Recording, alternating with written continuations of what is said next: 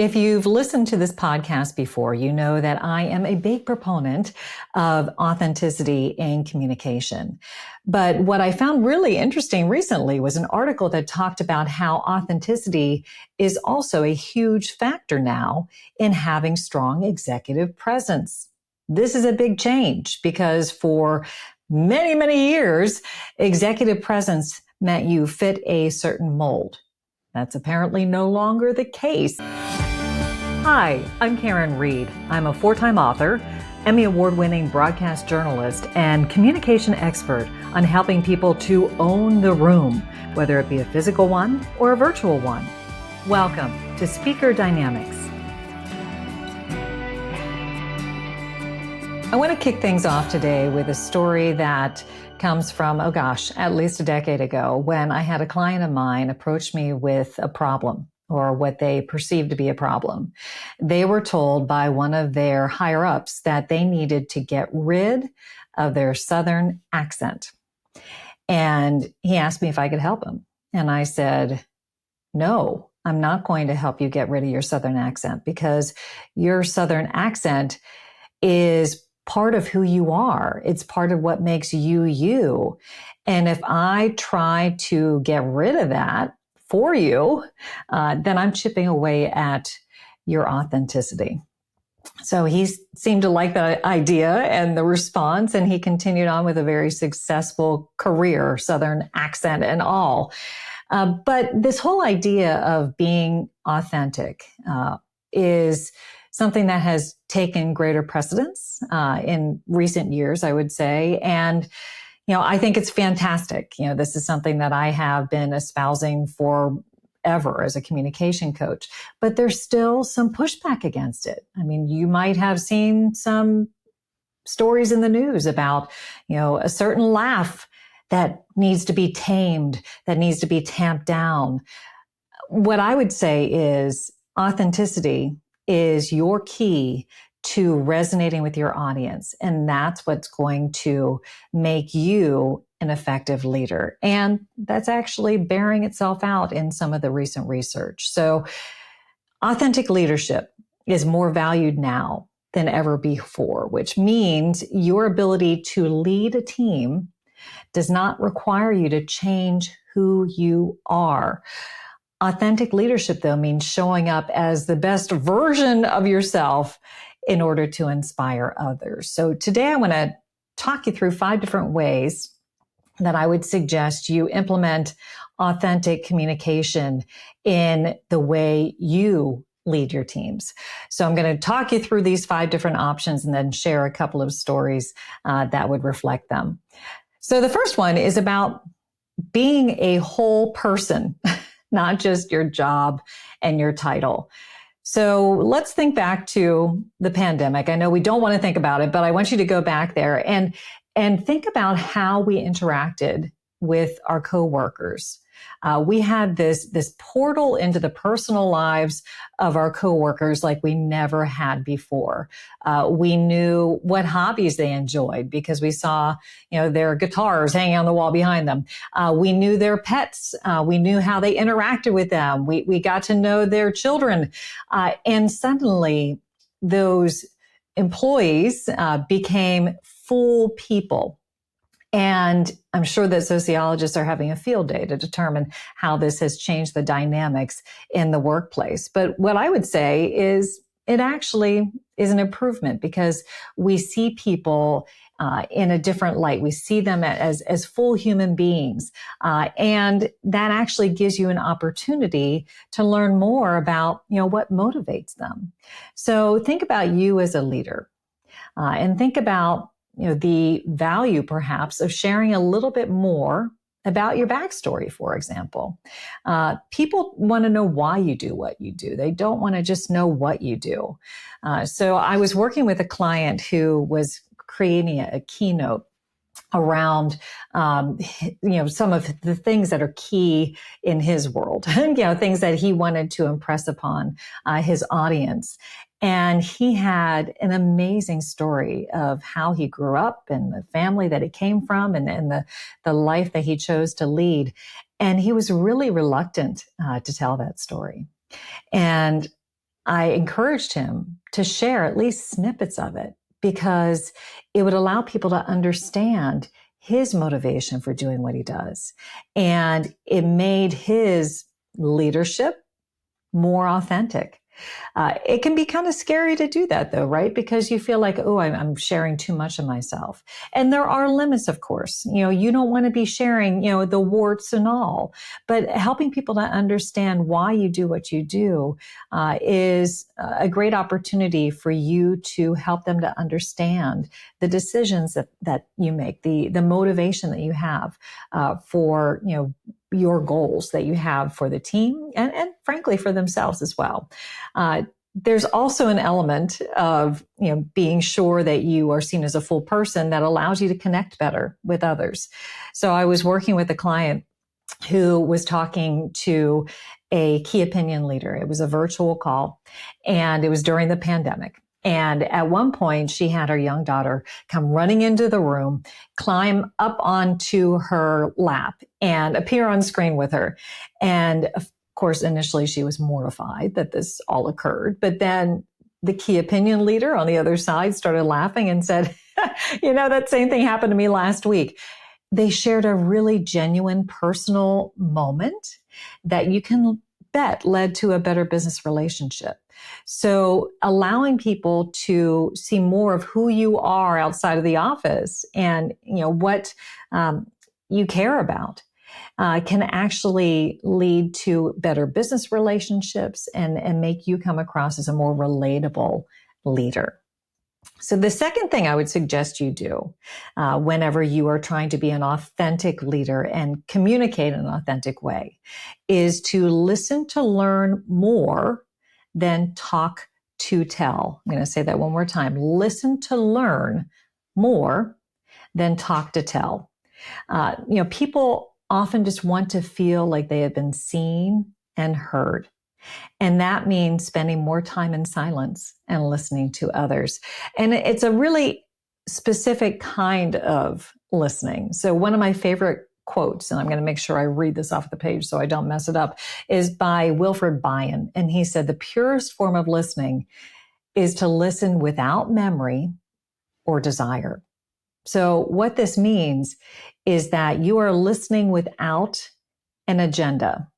Or any preconceived notions, or really any sort of goal for what's going to happen at the end. Instead, you are just listening to hear what they have to say and taking in the information as it comes to you.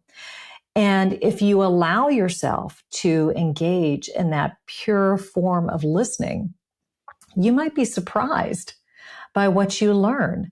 So you're going to learn more, but also those you're conversing with will feel seen and they will feel heard. So the great leaders that I have worked with understand that communication should not be a one-way street. It should be a two-way street with dialogue. And that means spending, even more time listening than talking at people and pushing forth what you want to say.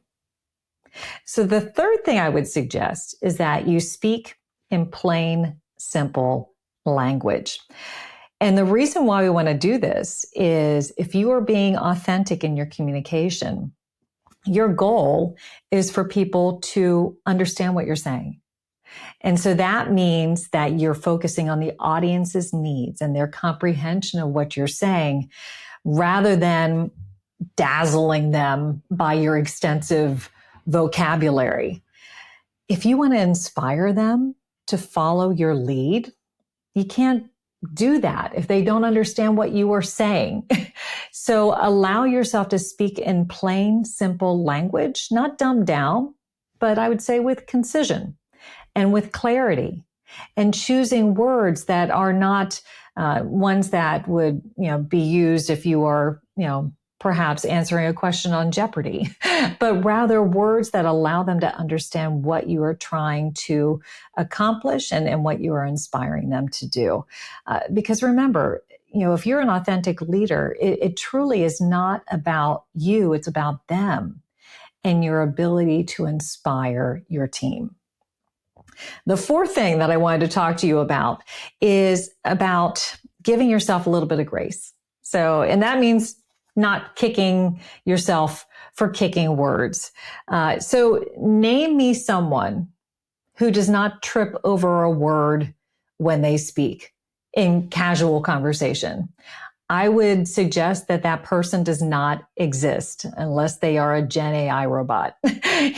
Typically people mess up all the time, like I just did right there, mess up all the time whenever they speak.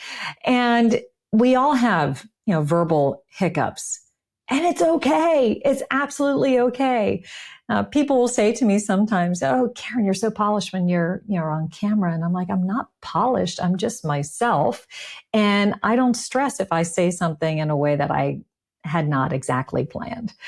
So one of my favorite people who I worked with in a station up in New England here in the United States was a guy who had a great sense of humor. And if he would trip over a word as he was anchoring a newscast, he would take his thumb and basically go on the back of his front teeth and pull it out of his mouth. It was a comical way of showing, hey, I really screwed that up. And people loved it. That really, resonated with them because it was real, like we all do that. And if you use your sense of humor to make light of it, it makes you appear to be less serious about yourself, which is probably a good thing.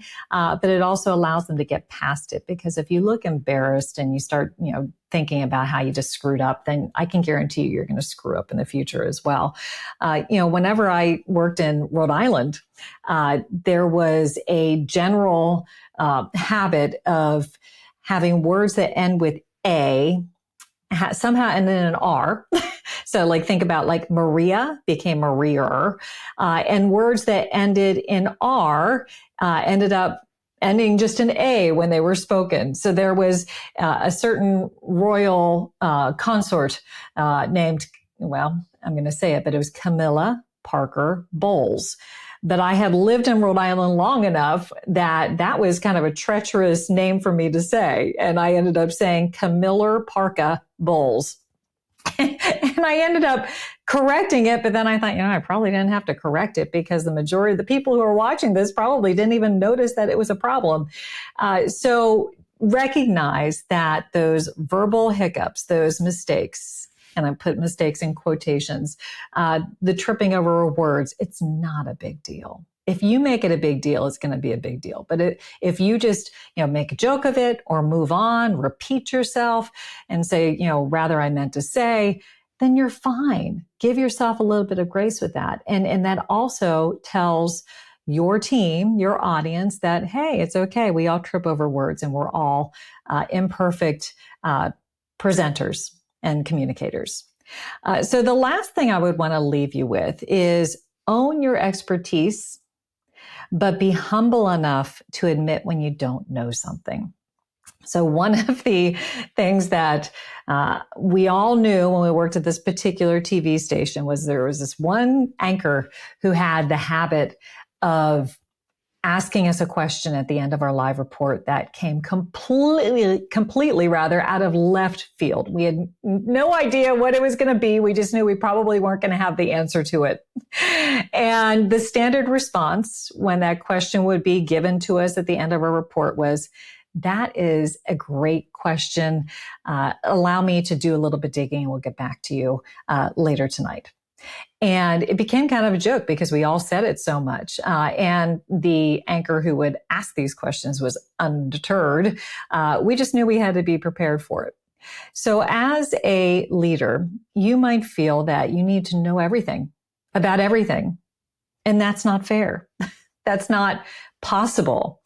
But it takes an authentic leader to admit, hey, that is actually a really interesting point you're bringing up. I would like to do a little bit more research into that and get back to you with more information so I can provide you a full answer.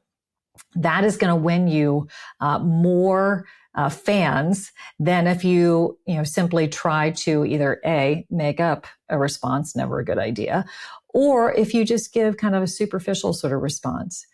People ask that question, they deserve a right to know the answer. If you aren't the one to provide it, let them know, and either send them to somebody who can provide that answer, or do the digging yourself. But it's all a matter of how you follow up. If you say, hey, that is a great question, I would like to learn more, make sure that you do learn more, and then let them know what you found out. Because that's a really critical component. Follow up is everything. And just don't expect yourself to be the font of all information. It's not possible.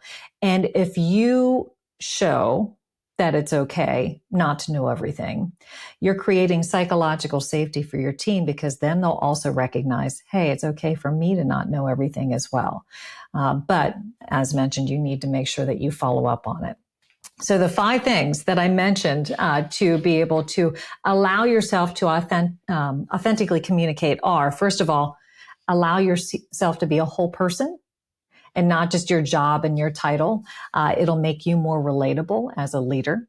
The second is listen to learn more than you talk to tell. So allow yourself to lean into the silent side of communication and take that information in and use that to learn more and also to help your team feel seen and heard. The third is speak in plain, simple language. Don't try to be somebody who is using the, Merriam-Webster dictionary on a minute-by-minute basis. Focus on their comprehension of your message.